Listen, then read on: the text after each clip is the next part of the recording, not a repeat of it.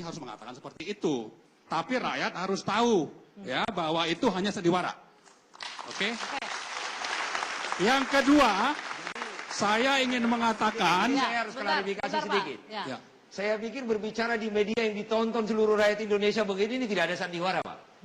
Nah, saya sebagai anggota DPR, tentu apa yang saya ucapkan ditonton seluruh rakyat Indonesia begini tidak ada sandiwara. Jadi kita berpikir positif saja, Pak Marwan. Ya, oke, tapi Jadi saya artinya juga saya sudah katakan tadi bahwa kami konsisten dengan apa yang bahwa rakyatlah yang paling penting, bahwa kepentingan rakyatlah yang paling di atas. Ya, saya menyatakan itu didukung oleh fakta. Jadi saya juga tidak ngarang gitu loh. Faktanya seperti tadi. Jadi memang PDIP itu ingin segera harga itu dinaikkan. Harga itu memang harus naik. Nah, saya mau klarifikasi sedikit. Itu yang diceritakan Pak Marwan tadi, ya, itu kejadiannya di Oktober November. Nah, pada saat itu Pak Jokowi, pemerintahan Pak Jokowi memiliki sebuah visi dan misinya, yaitu subsidi dikurangin agar bisa membangun infrastruktur. Nah, itu posisi di situ. Nah, sekarang kita lihat pembangunan infrastruktur itu sekarang saya kebetulan di Komisi 5 nih. Nah, itu hampir 123 triliun untuk membangun irigasi, membangun jalan, jadi sehingga jalan-jalan kita bagus, ketahanan pangan bisa bagus. Nah, ini kan sebuah pilihan. Nah, tetapi pada posisi ini Pak Marwan, ini yang harus kita pahami. Artinya, pada saat itu dengan defisit anggaran yang sangat besar, di mana itu harus dijalankan Pak Jokowi, kita minta keseimbangan agar defisit itu tidak terlalu besar. Oke, kita kembali lagi mengenai kenaikan harga BBM. Pak Marwan, Anda melihat tepat atau tidak menaikkan harga BBM di Saya kira juga, saya ingin meluruskan ya, atau menyampaikan kepada publik, jangan mempermasalahkan timing ini sudah tepat atau belum. Karena Pak Jokowi itu menerbitkan Perpres 191/2014. Dalam Perpres itu ditetapkan bahwa harga akan mengikuti fluktuasi harga minyak dunia dan nilai tukar rupiah. Dan itu akan dilakukan secara otomatis setiap bulan. Jadi tidak ada hal yang menjadi aneh bahwa ini kok tiba-tiba menaikkan karena sudah disebutkan dalam Perpres itu. Oke, tapi harga minyak mentah dunia naik nggak, Bang Ramson? Tidak naik, hanya sekitar 2-3 minggu yang lalu ada naik dikit. Tetapi itu tadi yang dikatakan Pak JK 52 US dollar, sekarang udah 48 US dollar. Jadi seperti hitungan tadi, kalau ada 40% plus pun itu harganya hanya sekitar 6.100 rupiah untuk per liter. Sekarang 6.900 sudah untung gede, apalagi 7.400. Itu yang pertama. Yang kedua, uangnya ditaruh kemana? Teman-teman PD Perjuangan harus menanyakan ke Presiden Jokowi. Tadi yang ketiga juga di Komisi 7 DPR RI sudah kita minta pertanggungjawaban dari Menteri SDM. Hanya belum selesai rapat, saya sudah hadir ke sini. Yang ketiga, bahwa yang dilakukan oleh Presiden Jokowi membawa harga BBM ke mekanisme pasar itu bertentangan dengan Undang-Undang Dasar. Jelas, pasal 33 Undang-Undang Dasar. Bertentangan dengan trisaktinya yang dikemukakan Debat tadi. akan kembali sesaat lagi, bertentangan dengan Undang-Undang Dasar katanya Mas Syukur.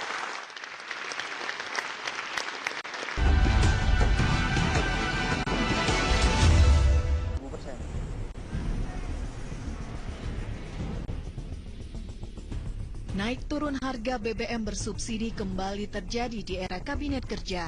Kali ini perubahan harga BBM jenis premium dan solar dilakukan dalam waktu singkat selama 6 bulan pemerintahan Joko Widodo Yusuf Kala berjalan. Lihat saja pada 18 November 2014, Jokowi menaikkan harga BBM Rp2.000 per liter. Premium dari Rp6.500 menjadi Rp8.500 per liter, dan solar dari harga Rp5.500 menjadi Rp7.500. Bahkan kebijakan tersebut dinilai bertolak belakang dengan sikap partai pengusung PD Perjuangan yang selalu menolak kenaikan harga BBM. 2 bulan berselang, tepatnya 1 Januari 2015, rakyat kembali dikejutkan dengan harga baru BBM bersubsidi disesuaikan dengan harga minyak dunia yang cenderung menurun. Harga premium menjadi Rp7.600 dan solar Rp7.250 per liternya. Tak hanya itu, 16 Januari 2015, dalam waktu 15 hari pemerintahan, Jokowi JK kembali menurunkan harga BBM premium menjadi Rp6.600 dan solar Rp6.400 per liter yang berlaku 19 Januari 2015 lalu. Sementara pada bulan Februari 2015, pemerintah kembali menurunkan harga BBM bersubsidi lantaran harga minyak dunia terus menurun. 1 Maret 2015, pemerintah menaikkan harga BBM jenis premium menjadi Rp6.800 per liter. Namun kini hanya berselang 27 hari, tepatnya 28 Maret lalu, harga BBM jenis premium dan solar kembali dinaikkan oleh pemerintah sebesar Rp500 per liternya. Ya, naik turun harga BBM bersubsidi nampaknya menjadi tren pemerintah saat ini, lantaran nilai tukar rupiah terhadap dolar Amerika yang melemah dan harga minyak dunia yang selalu berubah.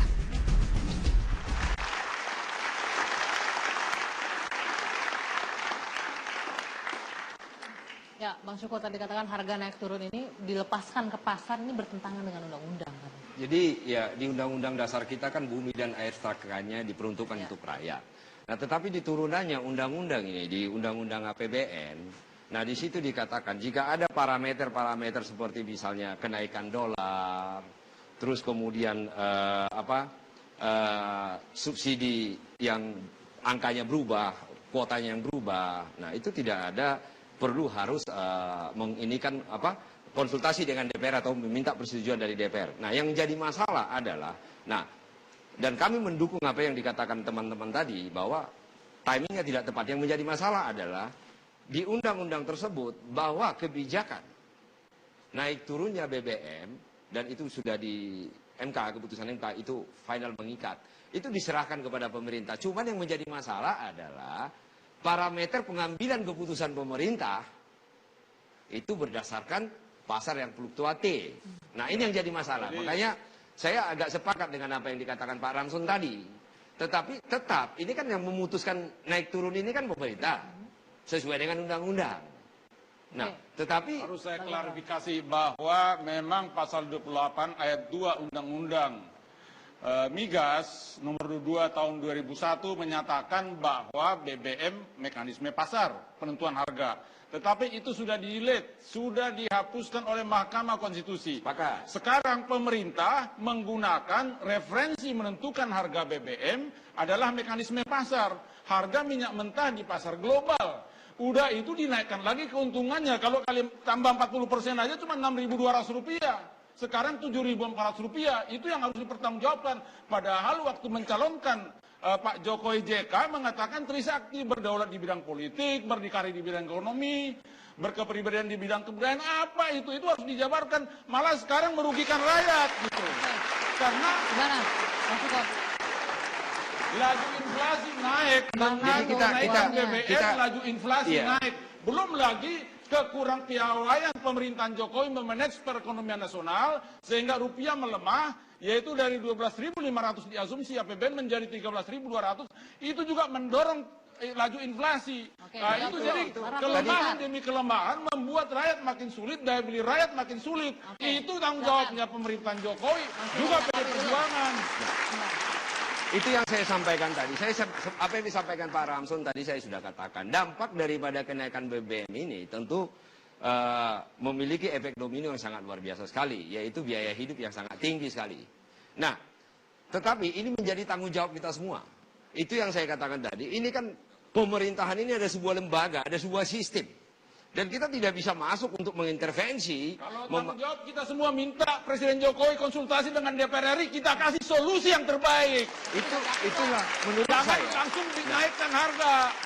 Itu yang berbahaya, menyulitkan rakyat. Saya sepakat itu. Sebenarnya ini kan kalau kita lihat daripada undang-undang ini kalau saya tidak salah sekitar 2011, 2012, setiap kenaikan BBM itu harus dikonsultasikan dengan DPR. Makanya pada saat itu gaduh terus di DPR. Nah setelah itu undang-undang ini diserahkan kepada pemerintah. Saya sepakat dengan apa yang disampaikan Pak Ramson. Nah untuk undang-undang berikutnya agar jangan terjadi seperti ini, kita buat lagi undang-undangnya agar kenaikan dan penurunan BBM itu harus konsultasi dengan DPR. Ya, Bang Rampo tadi ingin menanggapi sepertinya. Agak mengagetkan juga pernyataan Bang Syukur Nababan tadi ya. Pertama kita menambah kebingungan lagi. Kebingungan pertama ya, harga minyak dunia masih rendah, Pak Jokowi menaikkan harga BBM. Ya, dan yang kedua, tidak ada Mbak Bibu itu langsung menaikkan begitu saja. tidak ada penjelasan dari pemerintah tentang kenapa dinaikkan atau seberapa besar dinaikkan, dan sebagaimana persiapan kita jangan sampai rakyat miskin itu yang rentan ini menjadi makin terhimpit lagi di situ. Dan yang kebingungan berikutnya, ya, pengusaha juga bingung, harga naik turun, ini menetapkan harga juga bingung. Nah, yang kelima, dari PDI Perjuangan kan sudah jelas menyebutkan bahwa Pak Jokowi itu adalah petugasnya. Kenapa tanggung jawab untuk mengingatkan kepada Presiden Jokowi yang kader terbaiknya PDI Perjuangan itu harus melalui partai-partai lain? Itu mestinya yang harus ditegaskan oleh PDI Perjuangan. Di satu sisi diakui sebagai kader, tapi di sisi lain dilepaskan begitu saja. Tanggung jawabnya di mana, Bu? Saya mau jelaskan, ya. Jadi sebenarnya kalau Pak Ramadan Pohan menyimak, tidak perlu bingung. Karena dari awal statement saya mulai berdiri di sini, ini adik-adik mahasiswa dan rakyat Indonesia, saya pikir memperhatikan apa yang saya katakan, bahwa kami sangat prihatin dengan kenaikan BBM. Dan kami tidak dalam posisi untuk mendukung itu. Jadi sebenarnya tidak perlu bingung dalam hal itu. Nah, mengenai apakah Pak Jokowi dilepaskan begitu saja? Tidak. Pak Jokowi adalah kader PDI Perjuangan, tetapi sebagai seorang presiden, tentu lembaga kepresidenan ini tidak bisa diintervensi. Saya sebagai anggota DPR sama-sama kader dengan Pak Jokowi, saya tidak bisa mengintervensi tiba-tiba ujuk-ujuk datang ke istana presiden. Kenaikan harga BBM tidak bisa jadi yang saya diintervensi. maksud tentu salah satu medianya adalah yang dilakukan oleh TV One ini ke publik untuk kita mengingatkan bersama-sama. Jadi bukan hanya kami. Jadi menegur Presiden Jokowi minta tolong ke TV One gitu ya. Jangan bantu lihat namanya.